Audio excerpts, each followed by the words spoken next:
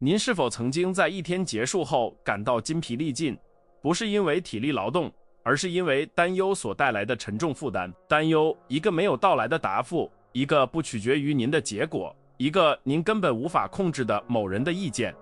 您的精神能量，您最宝贵和有限的资源，每天都从您的指尖流逝，交给了假设的情景和外部变量。您生活在一种持续的能量出血状态，一种无声的流血，让您长期疲惫、焦虑，并且大多数时候对自己的生活感到无能为力。您在自己一天的剧场里成了一个被动的观众，而不是后台有意识的导演。而这种失控感是消耗您内心平静的最大因素。您的心智已成为一个战场，和平是外部环境的人质，就像一艘没有舵的船。您被新闻的浪潮、家人的期望、不断劫持您注意力的通知来回抛掷。我希望您明白，这不是性格缺陷，而是在现代世界中未经训练的心智的默认状态，一个旨在让您分心和被动的世界。这种混乱感不是您的错，但开始建立一个内在的堡垒来对抗它是您的责任。在我们揭示改变一切的代码之前，请做出第一个控制行为：订阅此频道，致力于您的训练，并在下方评论您从哪个城市或国家开始接受这个新指令。但如果只有一句话呢？一个如此基本、经过2000多年测试的心智技术，能够永远止住这种能量流失。我不是在说肤浅的积极思考，而是一个主代码，一个真正的操作系统，一旦安装，就能让您以一种全新的方式过滤现实。这个视频的承诺是明确的，将这个代码交给您。我们不仅会讨论哲学，我们会安装一个实用而强大的工具。我将引导您通过3个确切的步骤来内化这句话，并用它来从一个被动的环境囚徒转变为您内心平静和坚定专注的刻意建筑师。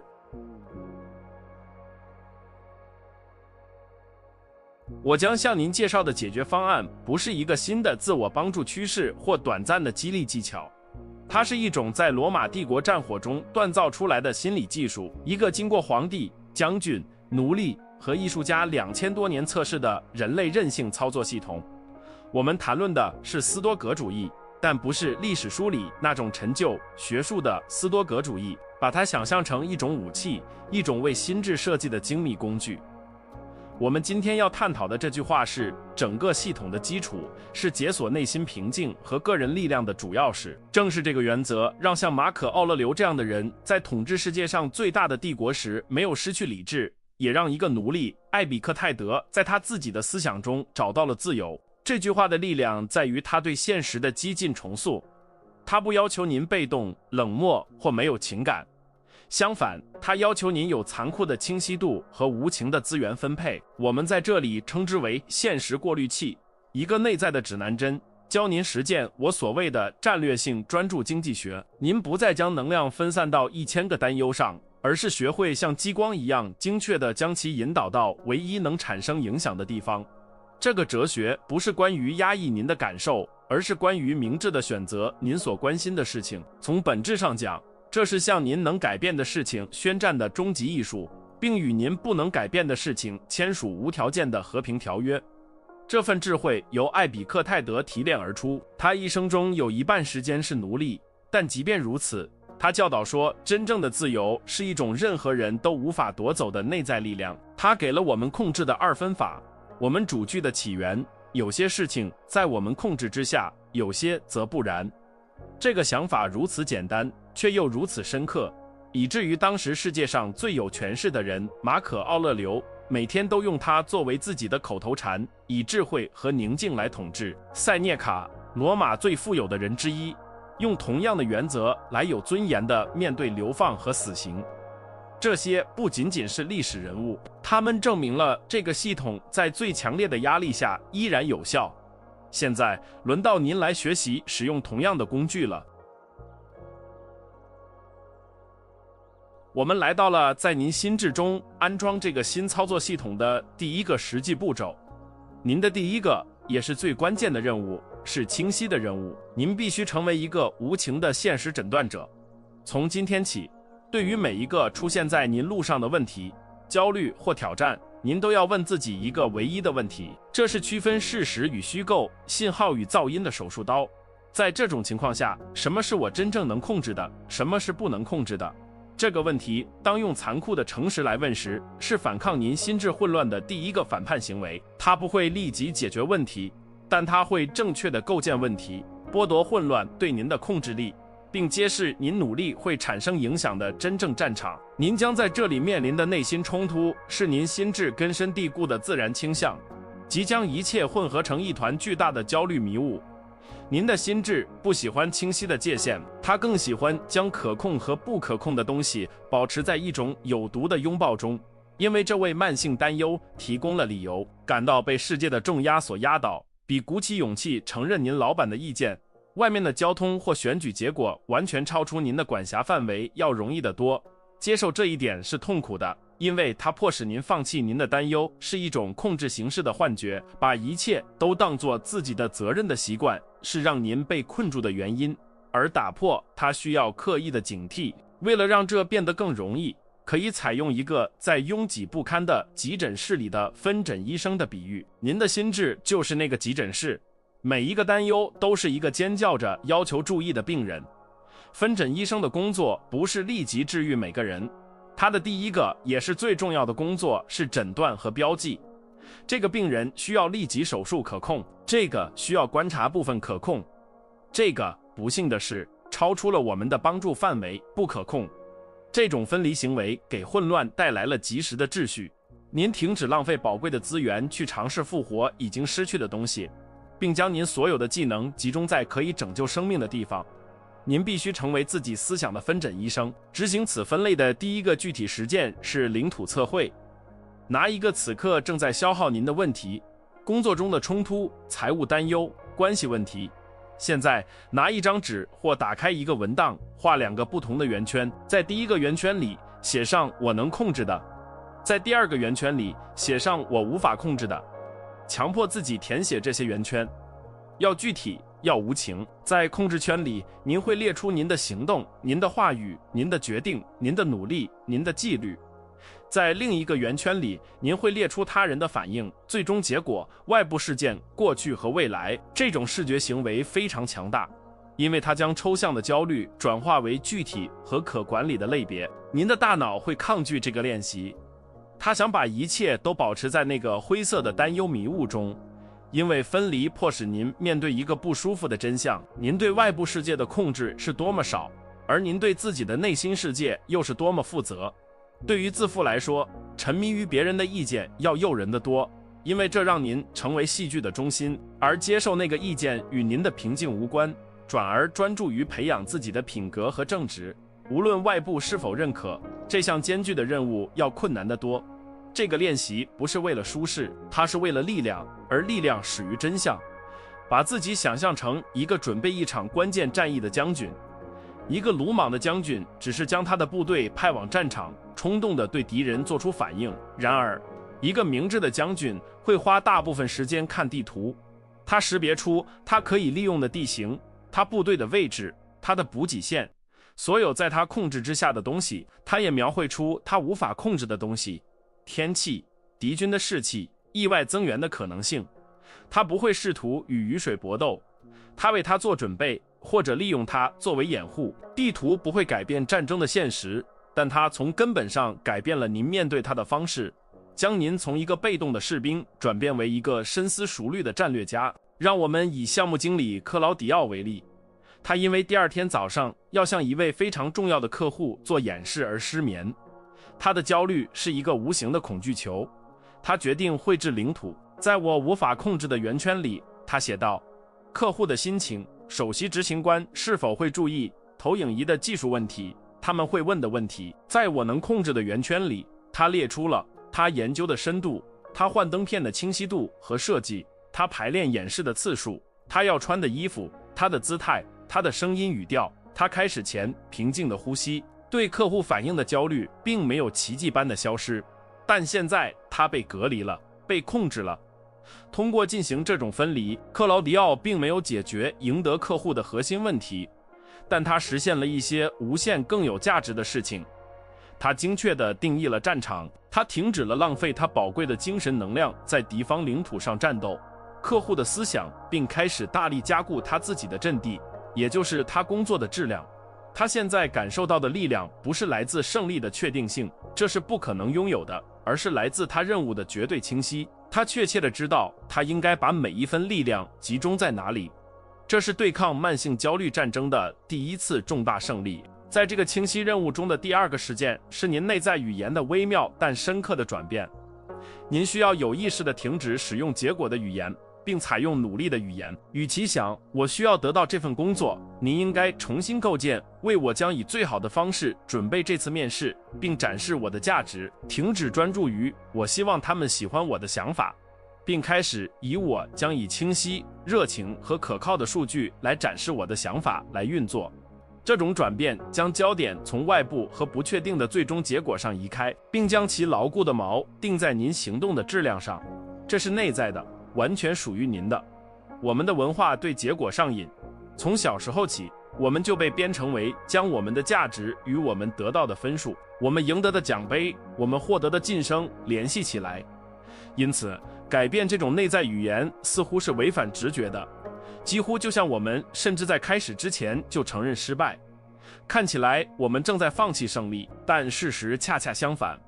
我们正在放弃我们控制胜利本身的毒性幻觉，以便痴迷地专注于唯一能够真正引导我们走向它的东西，我们表现的卓越性。这是一种战略现实主义的行为，而不是被动。这是业余爱好者梦想奖杯，而专业人士专注于训练的地方。您的心智是一个花园，您的思想是种子，您所控制的是种植的行为，种子的选择，您的意图，土壤的准备，您的训练，每日的浇水，您的纪律。您无法控制的是天气，一场意外的瘟疫，或者可能在夜间来临的霜冻。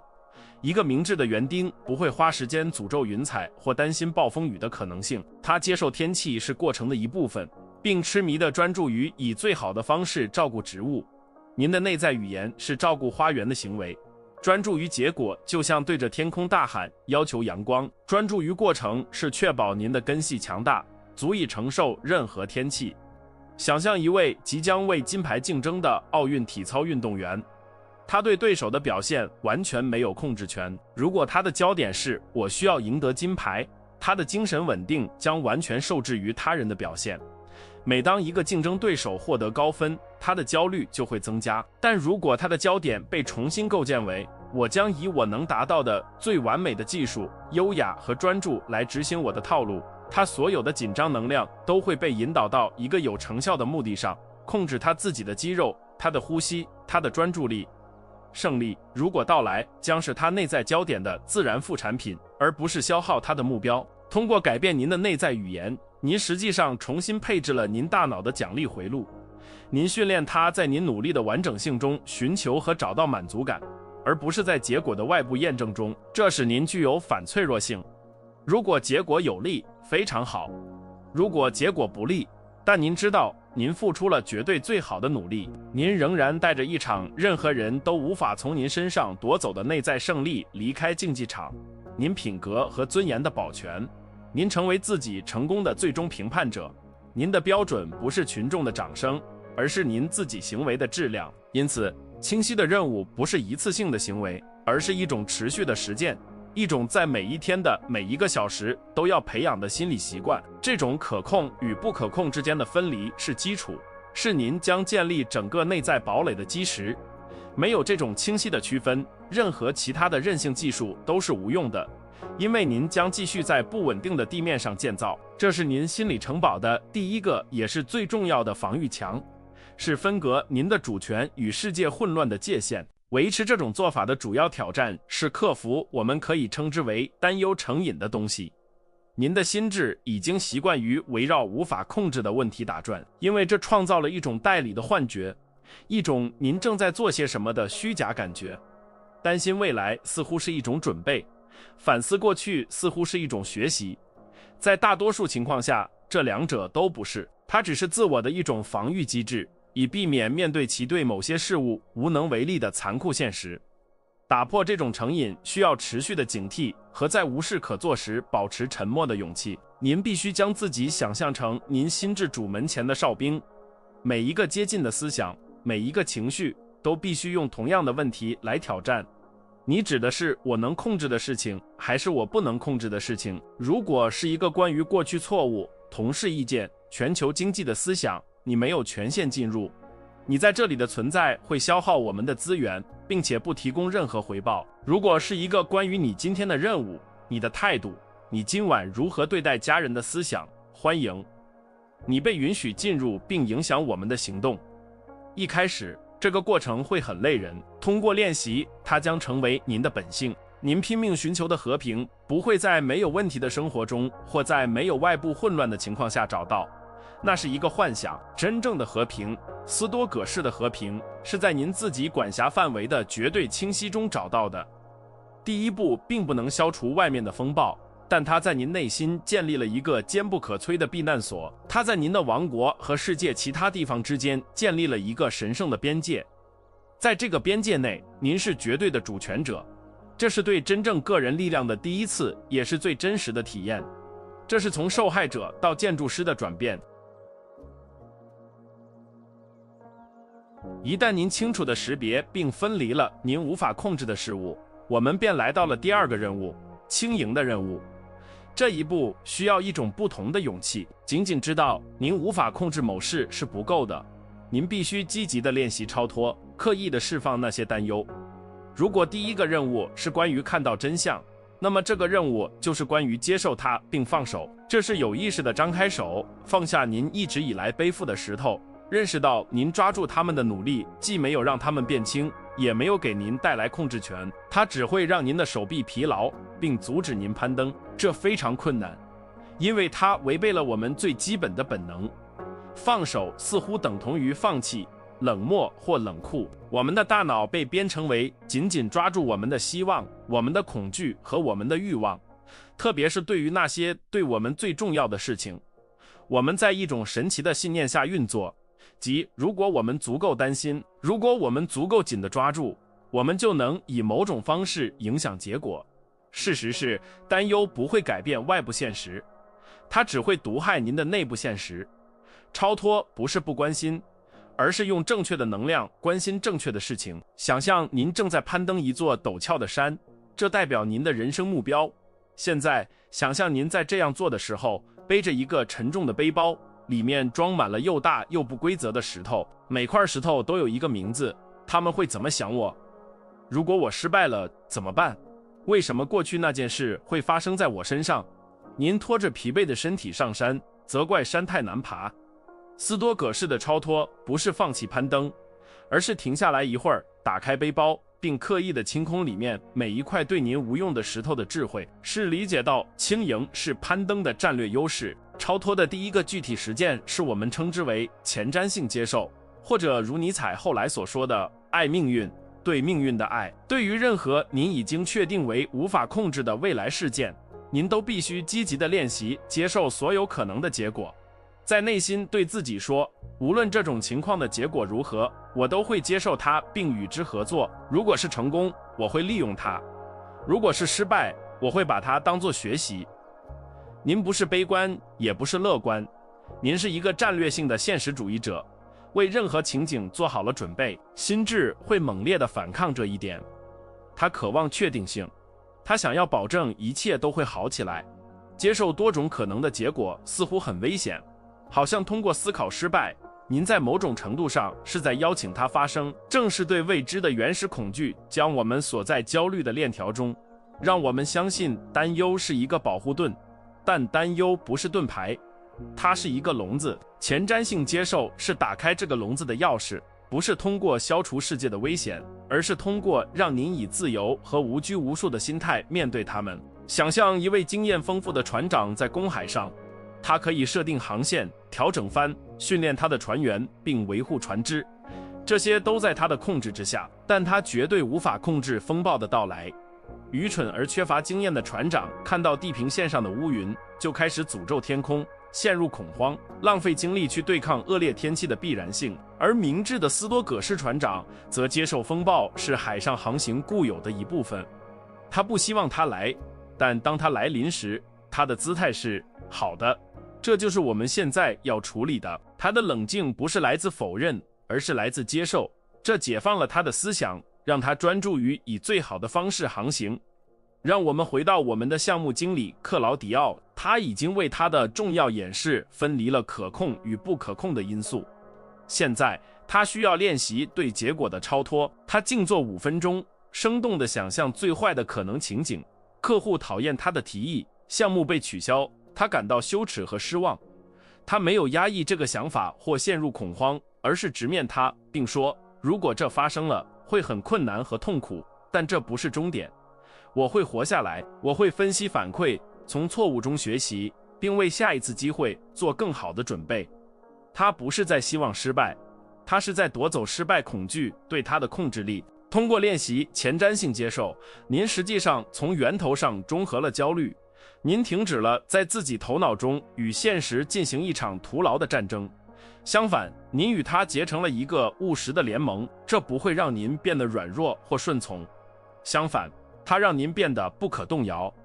您的内心平静和情绪平衡不再依赖于某个特定的有利的结果。您的稳定现在来自内心，来自您对自己处理生活抛给您的任何事情的能力的信心。您变得像水一样灵活，能适应任何容器而不失其本质。超脱的第二个实践同样关键，为过去举行葬礼。反复思考错误遭受的不公或错失的机会，是在不可控事物上浪费精力的最明显例子。过去是密封的，您现在做的任何事都无法改变它。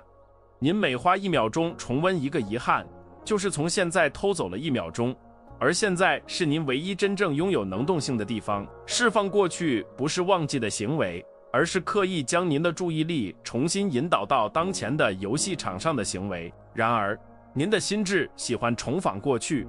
它像一个痴迷的电影导演，一遍又一遍地重复同一个场景，希望这一次通过新的剪辑或新的摄像机角度能找到一个不同的结局。他拼命寻找一个永远不会到来的解决方案。这种反刍的循环伪装成处理或学习，但在绝大多数情况下，它只是无限循环的痛苦。这是一种自我鞭笞的形式，给您一种您正在处理问题的错觉，而实际上您只是在人为地维持他的生命，背负着悔恨的重担，就像试图只看后视镜来驾驶一辆高性能汽车。您对自己去过的地方，每一个错误的转弯，每一个撞到的坑洼，都有一个完美清晰和详细的视图，但同时，您对展现在您面前的道路完全是盲目的。这保证了您会再次撞车，而且会更惨烈。对过去的超脱是重复的，有意识的决定将脸转向前方，专注于挡风玻璃。您可以偶尔瞥一眼后视镜作为参考，但它永远不应该成为您的主要焦点。想象一位女商人，她的生意在前1年破产了，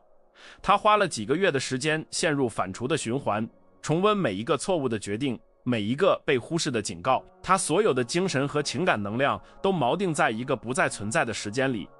对她来说，练习为过去举行葬礼意味着一个刻意的仪式。她可以坐下来，在一张纸上写下她从那次痛苦经历中学到的所有教训，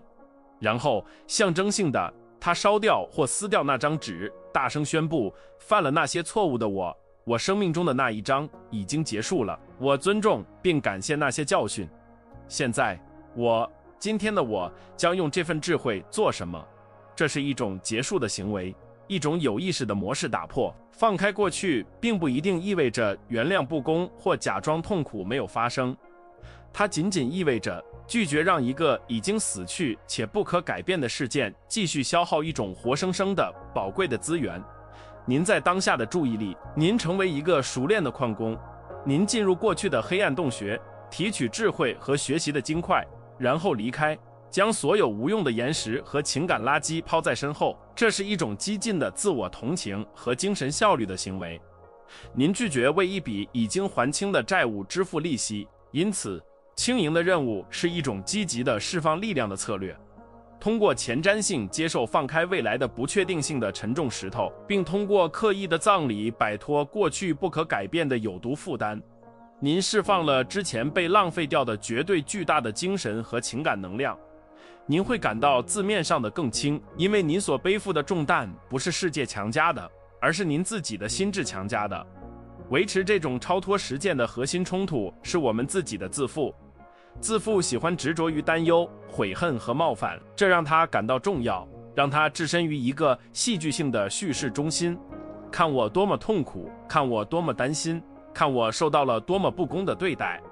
放开这一切需要一点谦逊，接受我们不是宇宙的中心，绝大多数事件的发生都与我们的愿望和恐惧无关。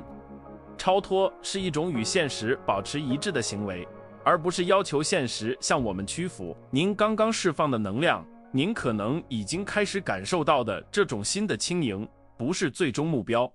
它是燃料，它是您通过停止打不必要的战争而积累的战略资源。超脱创造了一个富有成效的真空，一个在您心智中干净清晰的空间。但真空不能长时间保持空虚，它需要被填满。而这正是我们将在第三个也是最强大的步骤中要做的。轻盈的任务为力量的任务铺平了道路。我们来到了我们训练的高潮，最后的任务，全面行动。现在你已经学会了用手术般的清晰度来分离现实，并超脱于不可控的事物，以释放您的能量。是时候将每一滴恢复的力量都引导出去了。您将像一束集中的激光一样，以绝对的专注力将这股力量导向完全在您控制范围内的事物。这是将消极哲学转变为动态行动的一步。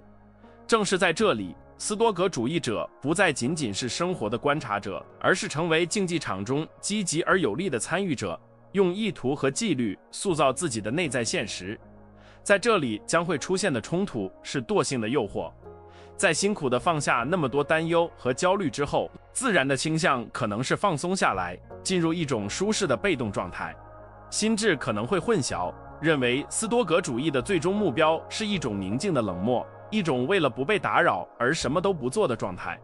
但这是一个根本性的错误。斯多葛主义是一种行动的哲学，一种为战士、领袖和公民准备的学说。超脱的目的不是说服我们坐在路边，它的作用是清除道路上所有的精神障碍，以便我们能够以速度和目的走下去。这一步的完美比喻是弓箭大师。在第一步分离，他分析了条件，他区分了他的目标可控与风、湿度和距离不可控。在第二步超脱，他停止了对风的担忧，他接受了风可能会偏离他的箭的可能性，并放下了必须射中靶心的需求。现在，在第三步全面行动，他将100%的注意力、肌肉力量和精湛技术用于一件事情上，以他能达到的最完美、最无瑕的方式拉弓、瞄准和放箭的过程。他的宇宙被简化为那一个单一的行动。全面行动的第一个实践是学会爱上过程，而不是奖品。您新的唯一的日常成功衡量标准不应该是您达到的结果，而应该是您投入的努力的质量。您必须在每一步都以卓越的方式走过时找到满足感，而不是在终点线上。无论是写报告、在健身房锻炼，还是进行一次艰难的对话，您的任务都是以最大的专注和美德执行那个特定的行动，而不管之后会发生什么，奖励变成了执行的好的行动本身。我们生活在一个颂扬亮点、及时结果和可见胜利的世界里。社交媒体向我们展示奖杯，但从不展示在黑暗中无数小时汗流浃背、痛苦的训练。没有人为过程的纪律鼓掌，只为最终结果的光芒。因此，我们的大脑被条件化为寻求成就的多巴胺高峰，而不是艰苦重复工作的宁静满足感。重新调整这种神经线路，在努力本身中找到快乐和意义是终极挑战，但它也是持久和不可动摇的满足感的秘密。想象一位日本工匠大师致力于打造一把独特的木椅，他无法控制是否会有富有的客户购买他的椅子，也无法控制价格，他无法控制家具市场的趋势，但他对每一次雕刻的精确度、每一寸打磨表面的光滑度、每一个接头的强度都有绝对的控制。他的荣誉、他的目的和他最深的满足感不是来自销售行为，而是来自椅子本身的完整性。他在他的行动细节中找到了一种神圣。您必须成为您自己日常行动的工匠，将每一个行动都当作您的杰作来对待。让我们想象一个梦想，写一部伟大长篇小说的作家，最终结果成为畅销书作家，赢得奖项，完全超出了他的控制。然而过程，每天坐在他的书桌前，以他能达到的最高质量写1000个字，完全在他的控制之下。全面行动意味着他刻意忘记畅销书排行榜、评论和他人的意见，他痴迷地专注于他构建的每一个句子的质量，他那天起草的每一个段落的结构。他的日常胜利不是卖一本还不存在的书，而是此时此地写得好。通过强烈的专注于过程，您每天都在赢。您以卓越、纪律和专注执行任务的每一天，都是在您内在账户上记录的一次胜利，一个任何人都无法征税或贬值的账户。您从外部胜利和失败的动荡情感过山车中解放出来，相反，您建立了一个坚实而不可动摇的自尊基础。这个基础不是建立在别人对您的看法或您所取得的成就上，而是建立在您通过自己行动的纪律所成为的那个人身上。您开始深深地尊重自己。全面行动的第二个实践是完全在您新定义的能力圈内运作。这个圈子包含您的行动、您的思想、您的选择，以及最重要的，您的品格。这是您的王国，您的领地，宇宙中唯一您真正拥有主权的地方。规则简单而绝对，您必须将100%恢复的能量投入到这个圈子中。任何试图修复、管理或控制圈外事物的能量，都被视为对您自己王国的背叛，是对宝贵资源的浪费。违反这条规则的诱惑是巨大且持续的。试图修复我们所爱的人，管理他人对我们的看法，试图控制我们工作中的结果的意愿，几乎是不可抗拒的。这看起来很高尚，看起来很有成效，看起来我们很积极主动，但大多数时候，这是一个微妙的自我陷阱。它耗尽了我们的力量，使我们分心于唯一真正重要且只有我们能做的工作：自我掌控、自我发展和自我完善的工作。现在，内在城堡的比喻已经完整。您的堡垒的墙壁是由第一步分离的清晰度建立起来的。内部庭院已经清除了所有的叛徒和入侵者、担忧和悔恨，这是通过第二步的释放完成的。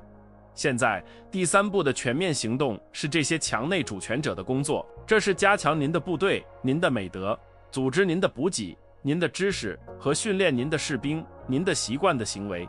您停止对城门外的敌军大喊大叫，并开始以秩序、纪律和卓越来统治您自己的内在王国。想象一位母亲，她不停地为她成年儿子的生活选择而担忧，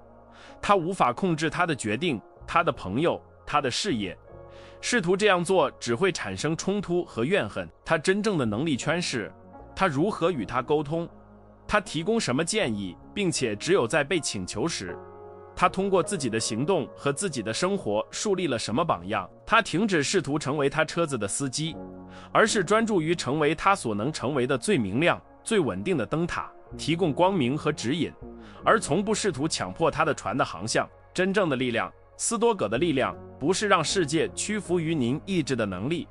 而是掌控自己到如此程度，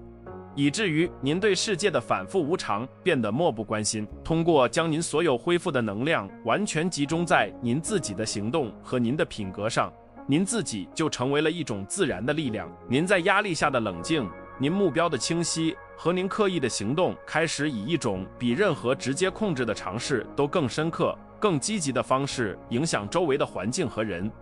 人们被安静的力量所吸引，而不是嘈杂的控制。因此，力量的任务是您斯多葛旅程的伟大高潮。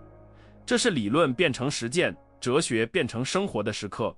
节奏简单而强大，分离、超脱、行动，这是在斯多葛主义者心中后台运行的算法，是允许您以一种外部世界无法理解，因此也无法扰乱的内心平静来航行于任何风暴之中的流程。这是成为自我主宰者的道路。这个三步过程，如果勤奋实践，就是将您从外部的囚徒转变为内部的建筑师的过程。您的幸福、您的平静和您的价值感不再是环境、他人意见和不可预测结果的脆弱人质，相反，他们成为您自己选择、您的纪律和您的品格的直接和不可动摇的产物。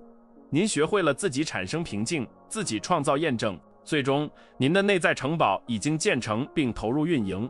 它的墙壁是区分可控与不可控的清晰度，它的内部庭院干净，没有担忧和悔恨的杂物，而在它的中心，在王座上，不再是一个焦虑的暴君，而是一个冷静而深思熟虑的主权者。全面行动，您不再是一艘漂泊的船，被海浪抛来抛去，您是您灵魂的船长，您命运的主人，不是因为您控制了海洋，而是因为您掌控了船舵。因此，艾比克泰德的简单一句话：有些事情在我们控制之下，有些则不然。不再只是您在视频中听到的一句哲学名言，它成为您的呼吸，它成为您的内在指南针，它成为您心智的戒严法，支配每一个思想和每一个行动的基本规则。这不是您旅程的终点，而是真正的开始，一个充满力量、目的和不可动摇的和平的生活的开始。您的转变不是从明天开始，也不是在您看完这个视频之后，它从您做出的下一个刻意决定开始。您在这里获得的知识，如果仍然是您脑海中的一个抽象理论，那是无用的。它只有通过应用，通过意志的行为，才能获得生命。因此，我们在一起的时间不会以告别结束，而是以您作为您内在世界建筑师的第一个实际练习结束。您的第一次全面行动。到评论区去做出您的第一个力量宣言，不是为我，不是为算法，而是为您自己。把这个意图像誓言一样刻在数字世界里，写下我专注于我能控制的。这是您的新口头禅，您的新操作代码，是您内在城堡建设的第一块砖。如果这个信息与您产生了共鸣，如果您感觉到了一种变化，无论多么微小，在您感知自己力量的方式上，那么在这段旅程中，您就不再孤单。通过订阅此频道并点赞，您不仅是在支持这项工作，您是在举起您的手，加入一个拒绝成为环境受害者的个体社区。为了证明您对这个新纪律的承诺，请添加第2条评论，简单的写我看到了最后。这向这个部落的其他成员表明您是认真的，您有专注和决心将事情坚持到底。这是您新性格的众多证明中的第一个。最后，请记住，斯多葛的智慧不是要被守护的宝藏，而是要传递的火焰。您生活中认识某个正淹没在担忧中的人，某个因对抗不可控事物而精神能量流失的人。分享这个视频不仅仅是发送一个链接，它是提供一个工具，提供一张走出被动性监狱的地图，成为可能正在黑暗中航行的另一个人的灯塔。我们能产生的最大影响是帮助他人找到他们自己的力量。您成为自我主宰者的旅程现在开始，从这个控制、承诺和贡献的第一个行动开始。要坚强，